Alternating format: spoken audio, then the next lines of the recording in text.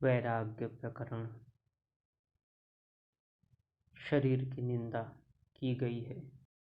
श्री राम कहते हैं, गीली आंतों, मलमूत्र आदि की थैलियों और नाड़ियों से भरा हुआ, नाना प्रकार के विकारों से युक्त तथा अंत में पतनशील मरण धर्म जो शरीर संसार में सबके सामने प्रकाशित हो रहा है, वह भी केवल दुख भोगने के लिए ही है।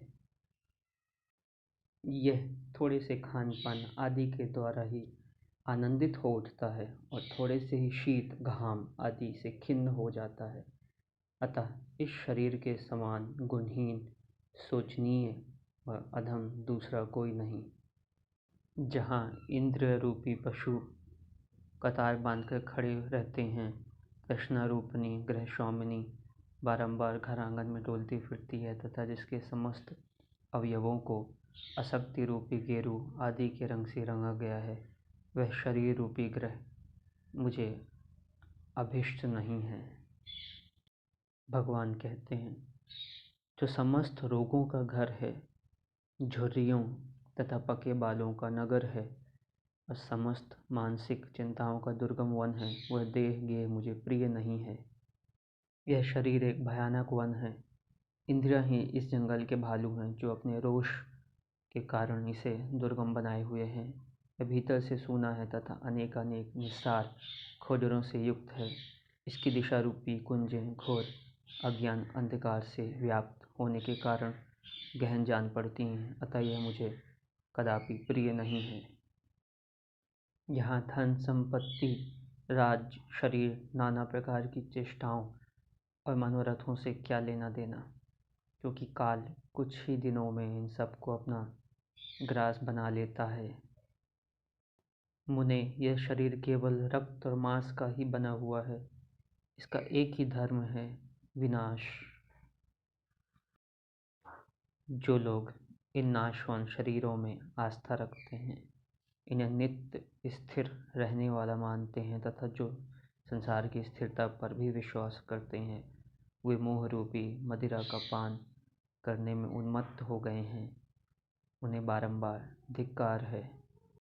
शरीर में ही नित्यता का विश्वास रखने वाली इस मिथ्या ज्ञान रूपिणी दुष्ट राक्षिणी ने अकेली असहाय दीनहीन प्रज्ञा सुबुद्धि को पूर्ण रूप से ठग लिया है। यह कितने दुख की बात है। इससे लाख गुना ज़्यादा दुख की बात यह है कि आज भी ये शिक्षाएं स्कूलों में, कॉलेजों में, घरों में 0% हैं। 0%। क्या किसी बच्चे को इतनी ऊंची शिक्षा दी जाए बचपन से ही, तो क्या वो कभी कहेगा कि ये जो स्त्री का शरीर है, इसका जो मासिक धर्म है, ये गंदा होता है? क्योंकि वो खुद भी जानता कि वो भी तो गंदा ही है, वही मलमूत्र उसके अंदर भी भरा है। क्या कोई स्त्री या पुरुष किसी दूसरे स्त्री पुरुष को छोटा, कमज़ोर, नीच कहते? क्या कोई ये कहता कि कोई छोटा है, कोई बड़ा है, कोई नीची जाति का है, कोई ऊंची जाति का है? अगर ये शिक्षाएं होती तो क्या जो तबके आज नीचे हैं, शारीरिक रूप से, मानसिक रूप से, राजनीतिक रूप से, क्या वो नीचे होते? यही शिक्षाएं थी जिसने भारत को सबसे ऊंचा बना के रखा था। हमें ये शिक्षाएं फिर चाहिए।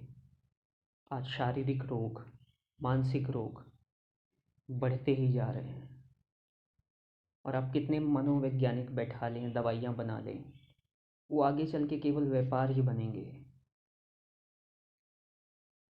अगर उनका समाधान चाहिए तो यही है समाधान, क्योंकि हर समस्या के केंद्र में है अज्ञान, अबोध।